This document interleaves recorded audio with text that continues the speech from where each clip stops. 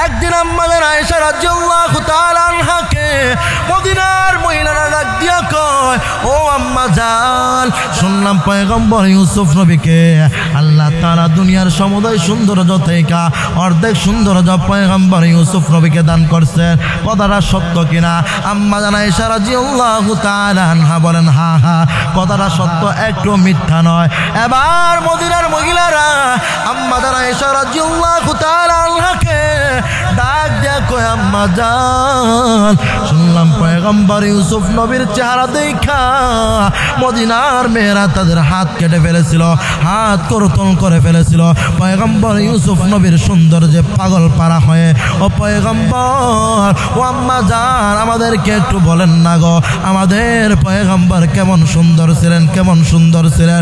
আম্মা জান আয়েশা রাদিয়াল্লাহু তাআলা আনহা ডাক দিয়া কই, মদিনার মহিলারা ভালো করে শুনে নাও, পয়গম্বর ইউসুফ নবী সুন্দর ছিলেন, কথাটা একটু মিথ্যা নয়, একটু মিথ্যা নয়। পয়গম্বর ইউসুফ নবীর চেহারার দিকে তাকাইয়া মদিনার মহিলারা হাত করতল করে ফেলেছিল, তাও সত্য, কথাটা মিথ্যা নয়। তবে আমার আপনার পয়গম্বর কেমন সুন্দর, আমার আপনার পয়গম্বরের চেহারা যদি ওই মদিনার মহিলারা, মিশরের মহিলারা দেখত, তাহলে হাত করতল করবে দূরের কথা, কলিজা করতল করে ফেলত।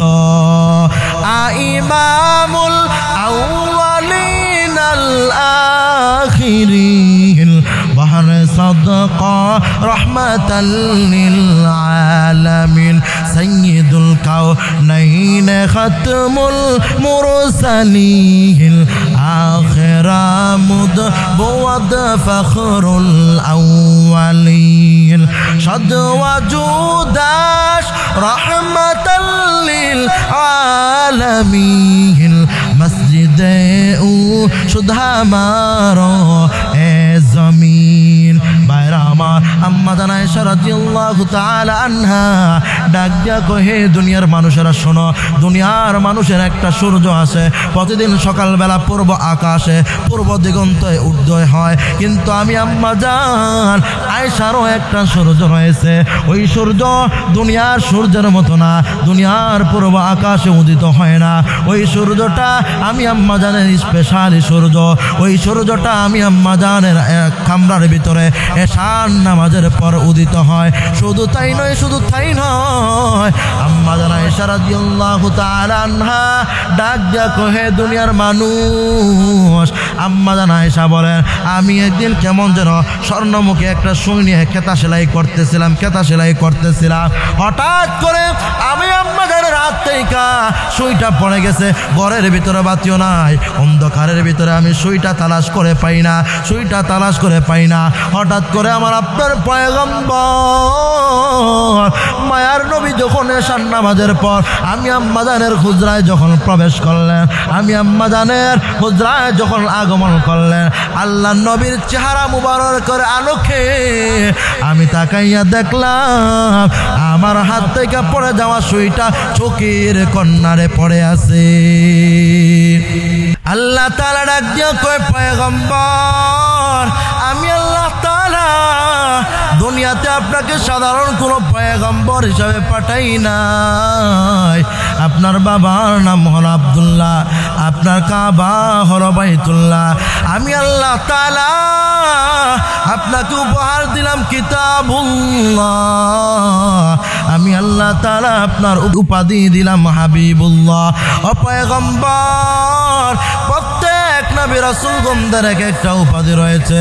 পয়গম্বর মূসা আলাইহিস সালাতু ওয়াস সালামের উপাধি হলো কারিমুল্লাহ, পয়গম্বর ঈসা আলাইহিস সালাতু ওয়াস সালামের উপাধি হলো রূহুল্লাহ, পয়গম্বর ইসমাঈল আলাইহিস সালাতু ওয়াস সালামের উপাধি হলো যবিহুল্লাহ, পয়গম্বর ইব্রাহিম আলাইহিস সালাতু ওয়াস সালামের উপাধি হলো খলিলুল্লাহ। খলিলুল্লাহ মানে আমি আল্লাহ তাআলার বন্ধু, হাবিবুল্লাহ মানে আমি আল্লাহ তাআলার বন্ধু। তবে খলিলুল্লাহ এবং হাবিবুল্লাহর মধ্যে পার্থক্য রয়েছে গো পয়গম্বর। খলিলুল্লাহ তিনি আমি আল্লাহ তাআলার জন্য বড় পাগল, আর যিনি হাবিবুল্লাহ আমি আল্লাহ তাআলা নিজেই হলাম তার জন্য পাগল। এরে আল্লাহর গোলাম, আমার আপনার পয়গম্বরের কেমন দাম, কেমন দাম। আমার আপনার পয়গম্বরকে দেখার জন্য আমার আল্লাহ তাআলা পাগল। পয়গম্বরকে আল্লাহ তাআলা মেরাজের রজনীতে নিছে। মেরাজের রজনীতে নিয়া আল্লাহ তাআলা প্রথম আকাশে সমুদয় ফেরেশতাদের সামনে, সমস্ত নবী রাসূলগণদের সামনে আমার আপনার পয়গম্বরকে ইমাম বানাইয়া আমার আপনার পয়গম্বরের মর্যাদা বৃদ্ধি করে দিয়েছে। এরে আল্লাহর গোলাম, পয়গম্বর মুসা আলাইহিস সালাতু ওয়াস সালামের উপাধি হলো কালিমুল্লাহ। পয়গম্বর মুসা আলাইহিস সালাতু ওয়াস সালাম দিনের পর দিন, রাতের পর রাত আমার আল্লাহ তাআলার সাথে কথা বলে, কথোপকথন করে, কথোপকথন করে কথা বলে। একদল পয়গম্বর মুসা আল্লাহকে ডাক দিয়ে কয়, আল্লাহ আমি আপনার সাথে, আমার সাথে আপনার বন্ধুত্ব, আপনার বন্ধুত্ব আমার সাথে। ও আল্লাহ আমি আপনার সাথে দিনকে দিন, রাতের পর রাত কথা বলি। ও আল্লাহ শুধুমাত্র কথা বললে ভালো লাগে না, আমি পয়গম্বর মুসা আপনাকে দেখতে চাই। আমার দেখতে বড় মন চাচ্ছে। দুনিয়ার জমিনে এক বন্ধুর সাথে যখন আরেক বন্ধুর সম্পর্ক হয়ে যায় ইন্টারনেটের মাধ্যমে, এক প্রেমিক যখন আরেক প্রেমিকার সাথে যখন সম্পর্ক হয়ে যায় অনলাইনের মাধ্যমে, একজনের বাড়ি সিলেট, আরেকজনের বাড়ি হলো কক্সবাজার। এবার বন্ধু তার বন্ধুকে বলে, বন্ধু প্রতিদিন অডিও কলে কথা বলি, ভালো লাগে না, আসো না, আসো না, একটু সামনে আসো, ভিডিও কলে তোমাকে দেখতে চাই। এবার ভিডিও কলের মাধ্যমে বন্ধু বন্ধুর সাথে দেখা করে, বড় ভালো লাগে, বড় মজা লাগে। এবার একদিন বন্ধু ডাক দিয়ে কয়ে, বন্ধু আসো না, আমরা দুইজন একসাথে একটু সরাসরি দেখা করি, এক জায়গার ভিতরে আমরা মিট করি। হয়তো তুমি কক্সবাজার চলে আসো, নতুবা আমি তোমাদের সিলেটে চলে আসব। একজন আরেকজনকে দেখা করলে ভালো লাগবে, মনের ভিতরে প্রশান্তি মিলবে। পয়গম্বর মুসা আল্লাহ তাআলাকে ডাক দিয়ে কয়, আল্লাহ প্রতিদিন আপনার সাথে কথা বলি গো আল্লাহ, আপনার সাথে আমার গভীর একটা সম্পর্ক হয়ে গেছে। এভাবে কথা বলতে বলতে আর ভালো লাগে না, আপনাকে আমি পয়গম্বর মুসা দেখতে চাই, দেখতে চাই, আরিনি আমাকে দেখা দাও। এবার আমার আল্লাহ ডাক দিয়ে কয়, পয়গম্বর মুসা লান তারানি, আমি আল্লাহ তাআলাকে দেখা কখনোই সম্ভব না। দুনিয়ার চর্মচক্ষু দ্বারা আমি আল্লাহ তাআলাকে দেখা কখনোই সম্ভব না। এবার পয়গম্বর মুসা নাসর বান্দা আল্লাহ তাআলাকে ডাক দিয়ে কয়, আল্লাহ না না, আমি আপনাকে দেখতে চাই, দেখতে চাই, আমি আপনার দিদার লাভে ধন্য হতে চাই। এবার আমার আল্লাহ ডাক দিয়ে কয়, মুসা তুমি যদি আমি আল্লাহ তাআলাকে যদি দেখতে চাও, যাও যাও তোর পাহাড়ের ভিতরে চলে যাও। তোর পাহাড়ের ভিতর আমি আল্লাহ তাআলা আমার একটা নূরের তজল্লি দিব। ওই তজল্লি যদি তুমি সহ্য করতে পারো তাহলে আমি আল্লাহ তাআলাকে দেখা সম্ভব, নতুবা আমি আল্লাহ তাআলাকে দেখা কসম কালেও সম্ভব না। এবার পয়গম্বর মুসা আল্লাহ তাআলাকে দেখার জন্য তোর পাহাড়ের ভিতরে চলে যায়। তোর পাহাড়ের ভিতরে যাইয়া পয়গম্বর মুসা আল্লাহকে বলে, আল্লাহ আমি আপনার কথা মতো চলে আসলাম গো, এবার আপনি আমার সাথে দেখা দেন। এবার আল্লাহ তাআলা তোর পাহাড়ের ভিতরে একটা নূরের তজল্লি ছাড়লেন। আল্লাহ তাআলার এই নূরের তজল্লির সাথে সাথে তোর পাহাড় বিগলিত হয়ে গেল। তোর পাহাড় বিগলিত হয়ে পয়গম্বর মুসা জমিনের ভিতরে অজ্ঞান হয়ে পড়লেন। পয়গম্বর মুসা অজ্ঞান হয়ে পড়লেন। এবার যখন হোশ ফিরে আসলো আল্লাহ তাআলা ডাক দিয়ে কই, মুসা আমি আল্লাহ তাআলা বলছিলাম আমি আল্লাহ তাআলাকে দুনিয়ার চর্মচক্ষু দিয়ে দেখা সম্ভব নয় গো, এরপরে কেন নাসুর বান্দার মতো আমি আল্লাহ তাআলাকে দেখতে চাইলা, দেখতে চাইলা, আমি আল্লাহ তাআলাকে দেখা সম্ভব না, আমি আল্লাহ তাআলাকে দুনিয়ার চর্মচক্ষু দ্বারা সম্ভব না। এরে আল্লাহর গোলাম পয়গম্বর মুসা আমার আল্লাহকে দেখার জন্য পাগল। পয়গম্বর মুসা আমার আল্লাহ তাআলাকে দেখতে চায়, আর আমার আপনার পয়গম্বর আমার আল্লাহ তাআলাকে দেখার জন্য পাগল না, পাগল না, পাগল না, বরং আমার আল্লাহ নিজে আমার আপনার পয়গম্বরকে দেখার জন্য পাগল। এরে আল্লাহর গোলাম, আল্লাহ তাআলা ডাক দিয়ে কই, পয়গম্বর আমি আল্লাহ তাআলা আপনাকে কেমন সম্মানিত বানাইছি জানোনি গো? আমি আল্লাহ তাআলা আপনাকে কেমন সম্মানিত বানাইছি জানেননি? আমি আল্লাহ তাআলা দুনিয়ার মানুষ আপনার কি প্রশংসা করবে, কি গুণগান গাইবে, আমি আল্লাহ তাআলা নিজেই আপনার মর্যাদা সমন্বিত করে দিয়েছি। ওয়া রাফা'না লাকা যিকরাক, আমি আল্লাহ তাআলাই তো আপনার প্রশংসা করে। ও পয়গম্বর, আমি আল্লাহ তাআলা কোন নবী রাসূল গণদের উপর দরুদ পাঠ করি নাই গো, কিন্তু আমি আল্লাহ তাআলা আপনার উপর দরুদ পাঠ করলাম। শুধু আমি নয়, আমি নয়, আমার বাহিনী ফেরেশতাও আপনার উপর দরুদ পাঠ করে। আমি আল্লাহ তাআলা দুনিয়ার মানুষদেরকে জানায়া দিলাম, ও দুনিয়ার মানুষ, তোমরাও আমি আল্লাহ আমার পয়গম্বরের উপর দরুদ পাঠ করো। আল্লাহ তাআলা বলেন, ইন্নাল্লাহা ওয়া মালাইকাতাহু ইউসাল্লুনা আলান নবী ইয়া আইয়ুহাল্লাযীনা আমানু সাল্লু আলাইহি ওয়া সাল্লিমু তাসলিমা। আল্লাহ তাআলা ডাক দেয় কই, পয়গম্বর আমি আল্লাহ তাআলা, ইন্নাল্লাহা নিশ্চয় আমি আল্লাহ তাআলা, ওয়া মালাইকাতাহু আমার ফেরেশতারা, ইউসাল্লুনা আলান নবী আপনি নবীর উপর দরুদ পাঠ করি গো, আপনি নবীর উপর দোয়া বর্ষণ করতে থাকি। এ শুধু তাই নয়, দুনিয়ার মুমিন মুসলমানদেরকে আমি আল্লাহ তাআলা অর্ডার করে দিলাম, তোমরা আমার পয়গম্বরের উপর দরুদ পাঠ করো, তোমরা আমার পয়গম্বরের উপর দোয়া করো। এরে আল্লাহর গোলাম, আমার আপনার পয়গম্বরের কেমন দাম, কেমন দাম জানোনি? আমার আপনার পয়গম্বরকে আল্লাহ তাআলা যেই নিয়ামতগুলো দান করলেন, অন্য নবী রাসূলগণকে তো নিয়ামত দান করেন নাই। পয়গম্বর দাউদ আলাইহিস সালাতু ওয়াস সালামের কণ্ঠ বড় সুন্দর।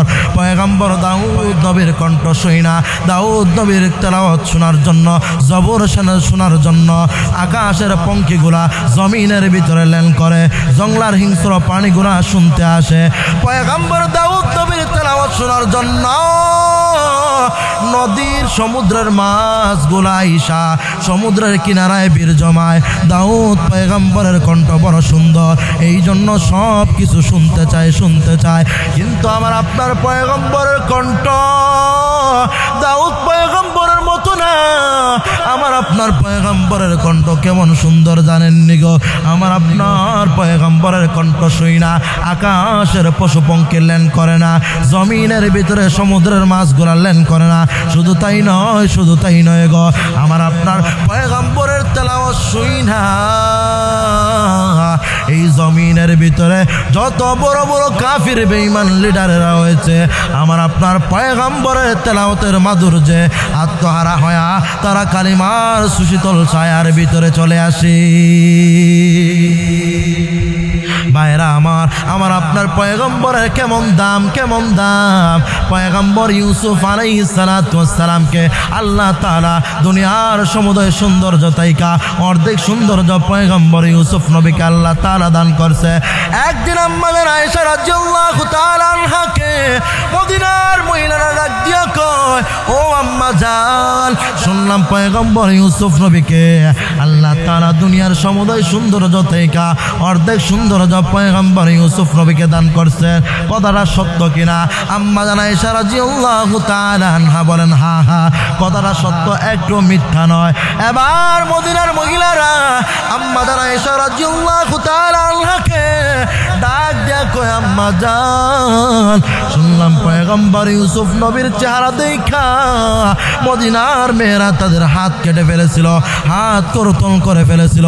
পয়গম্বর ইউসুফ নবীর সৌন্দর্যে পাগল পারা হয়ে, ও পয়গম্বর, ও আম্মা জান, আমাদেরকে একটু বলেন না গো, আমাদের পয়গম্বর কেমন সুন্দর ছিলেন, কেমন সুন্দর ছিলেন?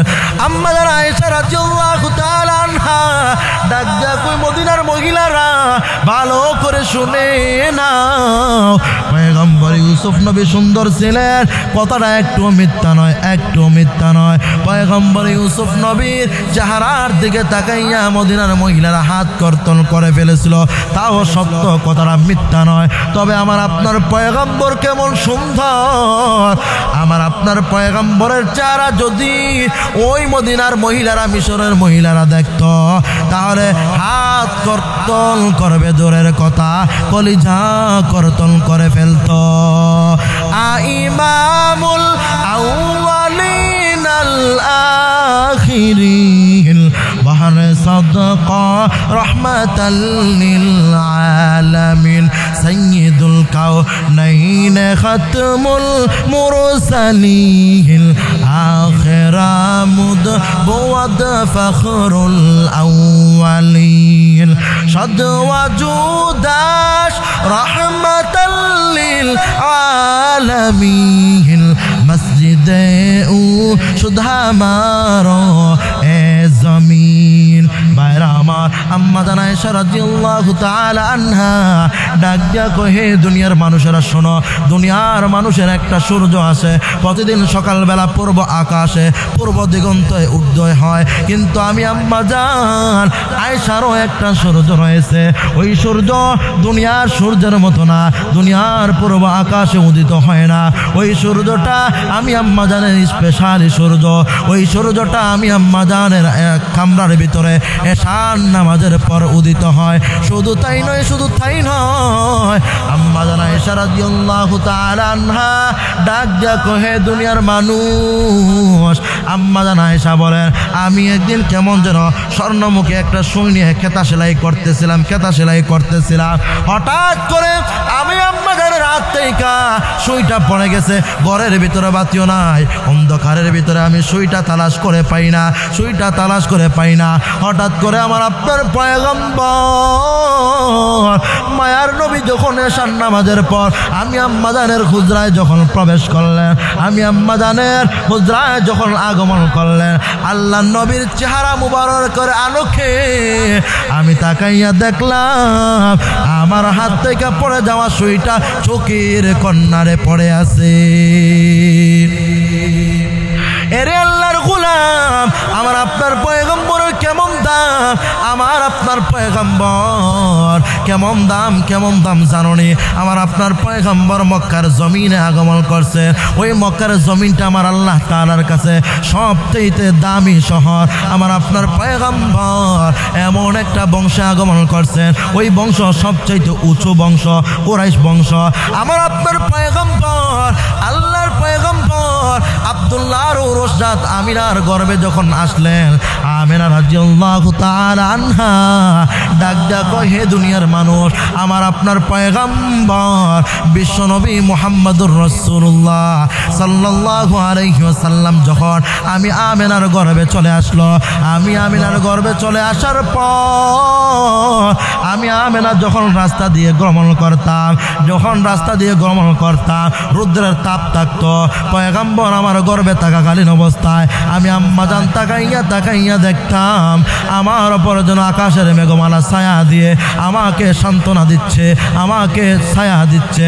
আম্মা জান বলেন, শুধু তাই নয়, আমি যখন গমন করতাম মরুভূমির পাথরের ভূমি, আমি আম্মা জানের যখন পায়ের নিচের ভিতরে যখন কোনো পাথর পড়তো, পাথর পড়ার সাথে সাথে ওই পাথরটা আমি আম্মা জানের পায়ের নিচে পড়ার সাথে সাথে তুলায় পরিণত হয়ে যাইত।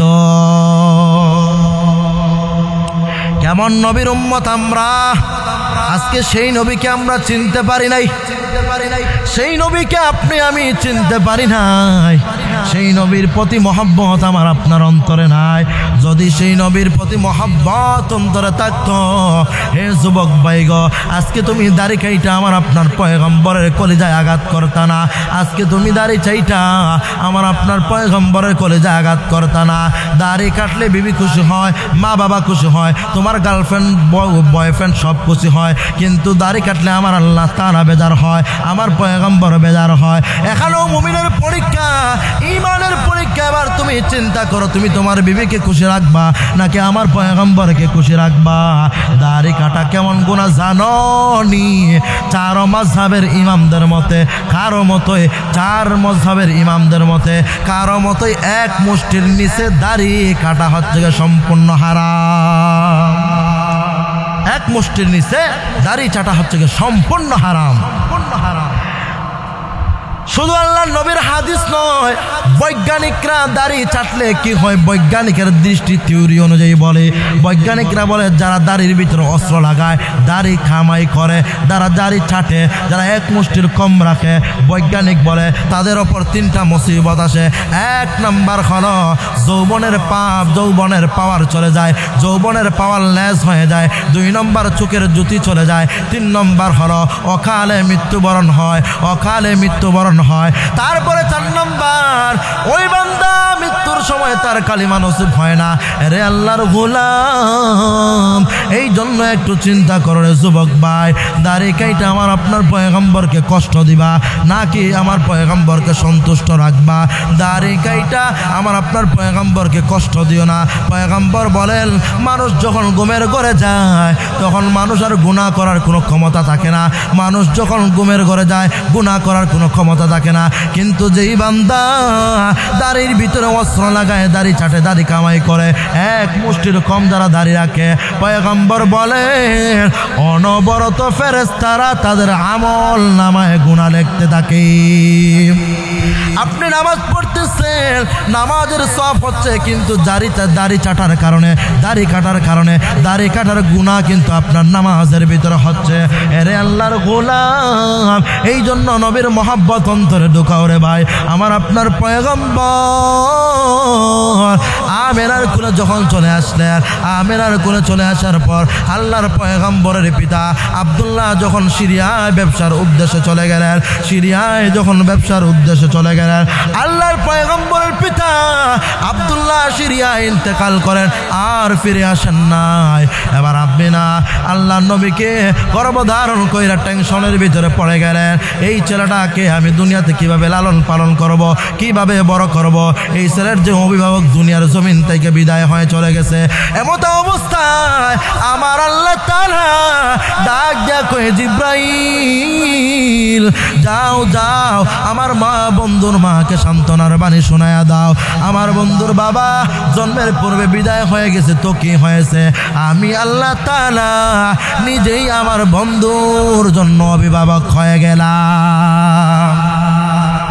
ভাইরা আমার আপনার পয়গম্বর যখন আস্তে আস্তে বড় হইতে লাগলেন, আমার আপনার পয়গম্বর তাকায়া তাকায়া দেখে সকল শিশুর সন্তানের বাবাগুলা তার সন্তানদেরকে নিয়ে খেলার মাঠে খেলতে যায়। আবার সন্ধ্যাবেলা ওই সন্তানের বাবাগুলা তাদের সন্তানদেরকে কোলের ভিতরে নিয়া, ওই সন্তানদেরকে কোলের ভিতরে নিয়া আবার বাড়ির ভিতরে প্রত্যাবর্তন করে, সন্তানকে কোলের ভিতরে জড়াইয়া কপালের ভিতরে চুমু খায়, কপালের ভিতরে চুমু খায়, ওই সন্তানকে আদর করে।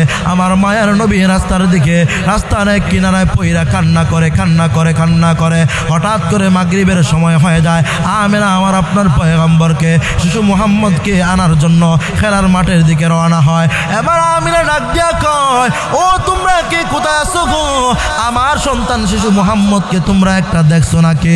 কয় না না, শিশু মুহাম্মদকে চিনি না, তবে একটা সন্তান আমরা দেখছি খেলার মাঠে ওই রাস্তার কিনারায় দাঁড়াইয়া ফুফাইয়া কান্না করে, আর বলে আমার বাবা কোথায়? আমি তো আমার বাবাকে জীবনেও দেখি নাই। এবার আমিনা ডাক দিয়া কয়, আমি আমার সন্তান মুহাম্মদকে যখন খেলার ভিতর থেকে নিয়ে আসলাম, আমার সন্তান মুহাম্মদ ডাক দিয়া কয়, মা আমার বাবা কোথায়? আমাকে চলো না একটু আমার বাবার কাছে নিয়ে যাও না, আমি আমার বাবাকে একটু দেখতে চাই, আমি আমার বাবার একটু আদর গ্রহণ করতে চাই। আমিনা ডাক দিয়া কয়, পয়গম্বর আমিনা ডাক দিয়ে কই মুহাম্মদ তোমার বাবা জন্মের পূর্বে তুমি গর্ভ থাকা অবস্থায় তোমার বাবা সিরিয়ায় ব্যবসা করতে গিয়েছিল আর সিরিয়া থেকে ফিরে আসে নাই রে মুহাম্মদ।